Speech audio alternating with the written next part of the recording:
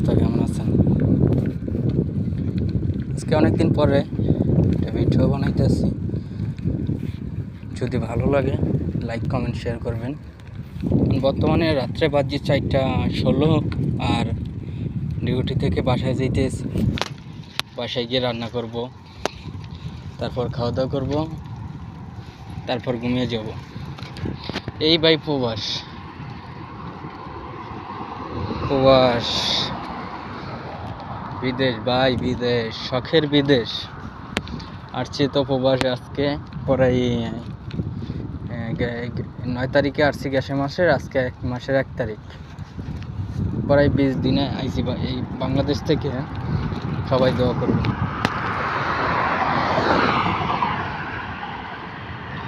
পুরো হাইওয়েতে গাড়ি চালাইতেছি, সাইকেল।